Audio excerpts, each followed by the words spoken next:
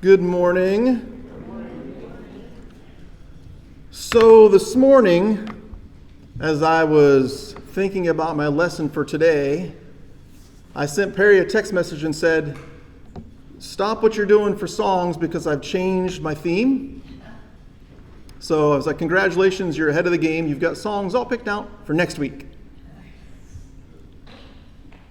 For as long as people have been people, we have thought that violence solves things. We've thought that violence and bloodshed took care of the things that we needed to have taken care of. I don't know why we're like this, but we are. As soon as Adam and Eve are kicked out of the garden, the first story we have is of a brother killing another brother. And only a few chapters later, we see God flooding the earth. And the question is, well, why would God do that? And Genesis tells us, well, the answer to that is God flooded the earth because the earth was full of violence and bloodshed. And I don't know what it is, but we as humans and as humanity, we have a hard time accepting the fact that violence is not the answer. And I don't know why that is. I don't know why it is that we're wired so violently.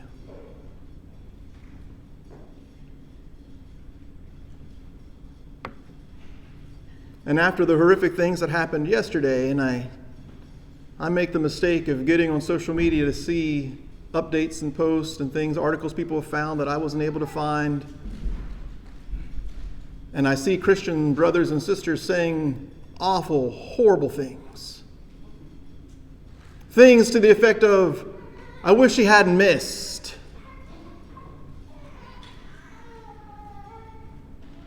And it's in those moments when I find it really hard not to appoint myself as judge over those people. So this morning I want to talk about lay down your sword, because as long as people have been around, we've thought that picking up a sword is the right thing to do. That grabbing a sword and inflicting violence on someone who we consider our enemy, or someone that we do not like, or someone with whom we disagree, somehow we have decided that when we wield a sword, that's okay. So I invite you this morning to lay down your sword, and you might think, well, I don't have a sword per se. I'll lay down your weapon. I don't have a weapon per se. Lay down your mentality that believes and has embraced the idea that violence is a solution to a problem. Lay down your violent attitude. Lay it down. We have some examples in Scripture of people who thought violence was the right way to go. I've given you a couple. Cain kills Abel, his own brother. He thought violence was the answer. We had people with the flood of Noah who thought violence was the answer. We read about Sodom and Gomorrah, and we see men who are inflicting violence on other people, and they get destroyed. We see it in Egypt. Violence and violence and more violence. We see it here too as King David is about to die. And Solomon is about to take his place. Actually, before this, his older son, David's older son, Adonijah, decided he was going to be king instead, but Solomon is chosen by David to be king, and he gives Solomon some final advice, if you want to call it that. It's horrible advice, but he gives him some parting words, and as soon as he's done, he dies. And these are the words that David gives to Solomon. He says, "Now you yourself know what Joab, son of Zeruiah, did to me, what he did to the two commanders of Israel's armies, Abner, son of Ner, and Amasa, son of Jether. He killed them, shedding their blood in peacetime as if in battle. And with that blood he stained the belt around his waist and the sandals on his feet." So David says Joab committed an act of violence, so here's the solution to that. It says to Solomon, "Deal with him according to your wisdom, but do not let his gray head go down to the grave in peace." And so that's his advice to Solomon with Joab. Kill him. Kill him.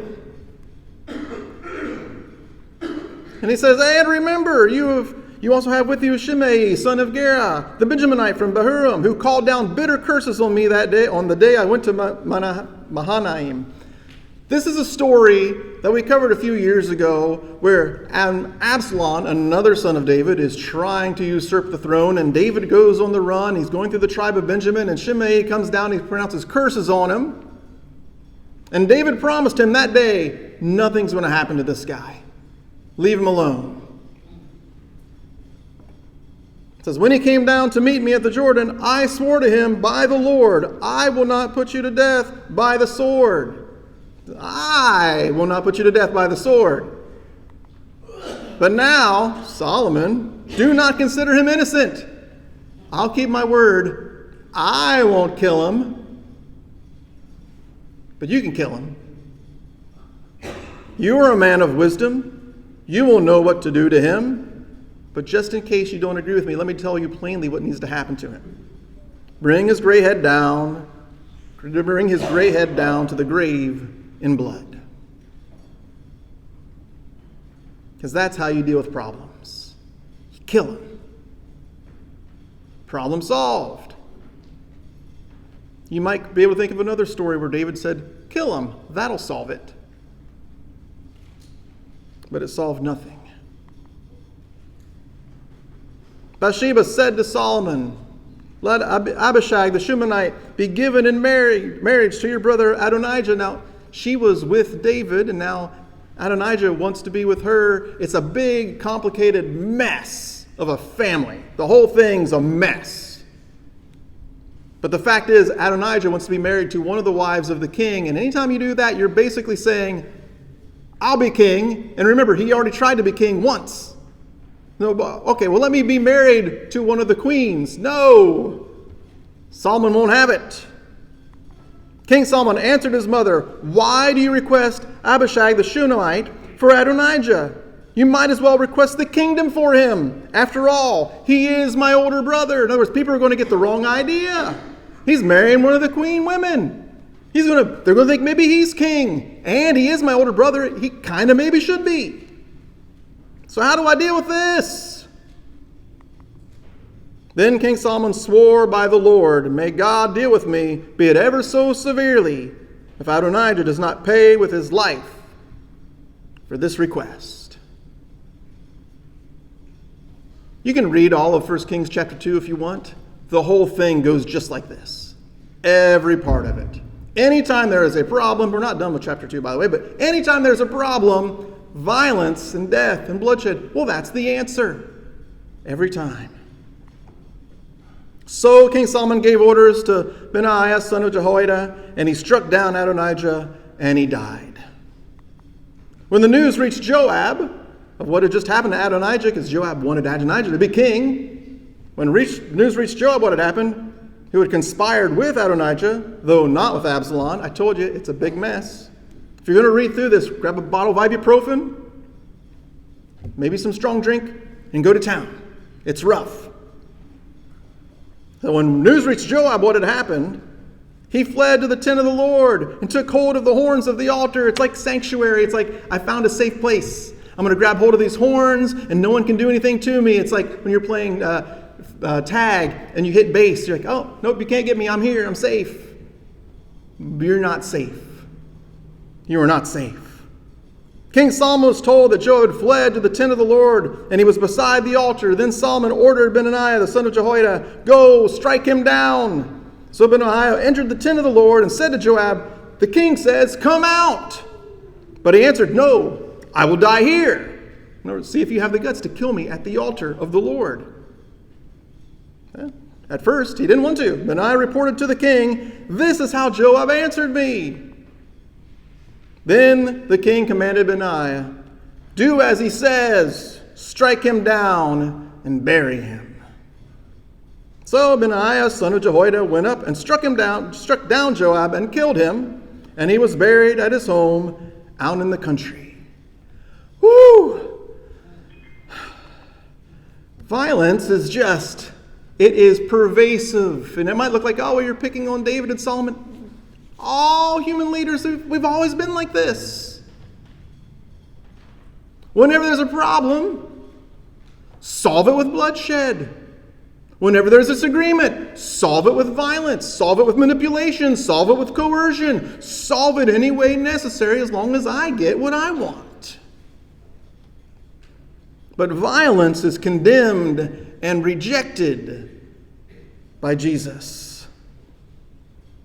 And I will add, even the attitude of wanting some bad thing to happen to someone else is rejected by Jesus, and therefore rejected by us. In Luke chapter 9, it says, as the time approached for him to be taken up to heaven, Jesus resolutely set out for Jerusalem. So I know it's only Luke chapter 9, but the time is already coming close in Luke chapter 9 for Jesus to go to Jerusalem and be crucified. And he's on a mission. He's going to go to Jerusalem, and that's exactly what's going to happen. And he sent messengers on ahead who went into a Samaritan village to get things ready for him because he's passing through and needs a place to stay. So they're going to stay in Samaria. Well, they reject him. They won't give him a place to stay. His disciples come back to Jesus and tell him what's happened. And they say to him, Lord, do you want us to call down fire from heaven to destroy them? Can you imagine? It might be hard to imagine, but can you imagine walking with Jesus for a year, year and a half, maybe 2 years, and something like this happens and you still think that kill him is the answer? You think you're so convinced of the answer that you will go to Jesus and you will say to Jesus, Jesus, I feel like we have this power innately within us, gifted to us by God, to call down fire from heaven to consume the Samaritans. What do you think? Good idea? You have to imagine how this would actually play out and the amount of attitude a person would have to even think to ask Jesus this question. And it makes me think when I get on social media and I get frustrated because I see someone make some awful comment about too bad he missed. And I think, man, how did Jesus ever put up with us? How did he ever put up with us and our messed up way of thinking? How did he ever do it? But Jesus turned and rebuked them. Then he and his disciples went to another village. Wild. He didn't fire them there on the spot. He turns and he rebukes them and says, let's do better next time. We got to do better next time, guys. We've got to do better next time. Because violence is condemned and rejected by Jesus. John chapter 18, as Jesus is standing before Pilate, he's been arrested. He's standing before Pilate. It says, Pilate then went back inside the palace, summoned Jesus and asked him, are you the king of the Jews? Are you the king of the Jews? Skipping to verse 36, Jesus said, my kingdom is not of this world. If it were, my servants would fight to prevent my arrest by the Jewish leaders. But now my kingdom is from another place. And I wonder sometimes, are we even reading the Gospels? Are we even reading them? Are we even taking the words of Jesus seriously, like at all? I've seen people tell other people that they thought Jesus should have had a gun so he could have shot his enemies too. I've seen it. Are you even reading the Bible? I know that gets overused a lot sometimes, but seriously. Jesus says one of the markers that you are a member of the kingdom of God here on earth is that you are absolutely not fighting.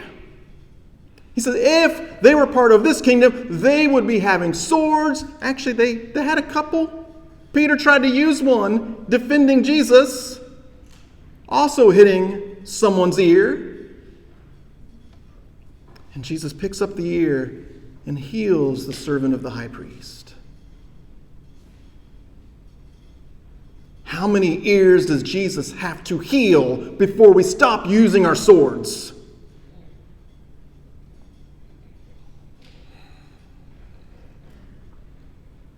One of the markers that we are followers of Jesus is that we have fully embraced the way of love and we have fully rejected the way of bloodshed and violence.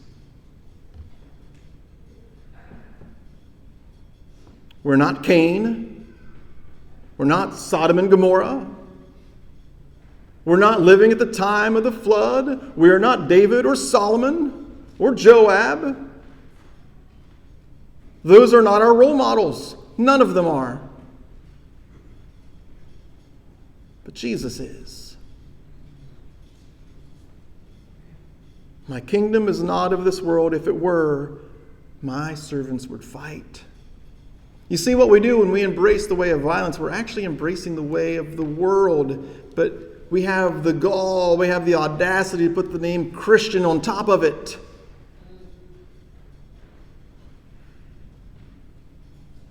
Jesus says, if my kingdom were like your kingdom, Pilate, the kingdom that you're a part of, the kingdom that you operate in, if my kingdom were like yours, there'd be all-out war. But my kingdom's not like yours. Do you understand that you are participating in a kingdom that is unlike any other kingdom on earth, now or ever?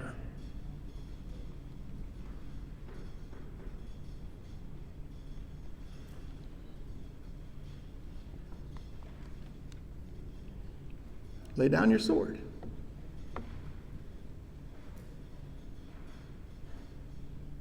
Lay down your sword. It's not the way of Jesus. And if it's not the way of Jesus, it's not the way of his church. Lay down your sword. It didn't feel right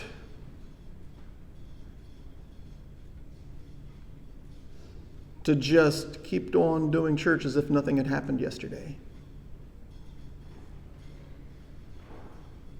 Just to keep going through the parables because that's what I said we're going to do. We just keep doing it. And oh, well, it just didn't feel right. So I don't know if you need to hear this or if you don't need to hear it, but here it is. Lay down your sword.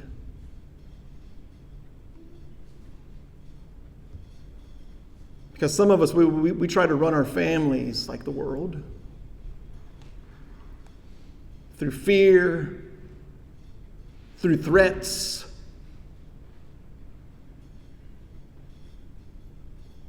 That's not the way of Jesus. It's not the way. Husbands try to control their wives through fear and threats of violence, and that is not the way. Wives do the same thing. Different fears, different threats. It's not the way. The way of Jesus is the way of love. And we don't hurt the people we love. Not on purpose.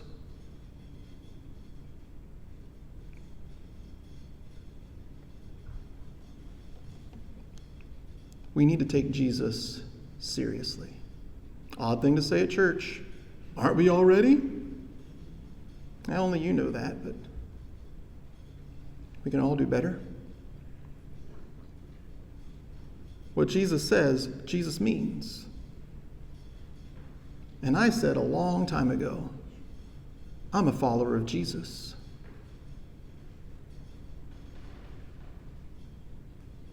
So lay down your sword.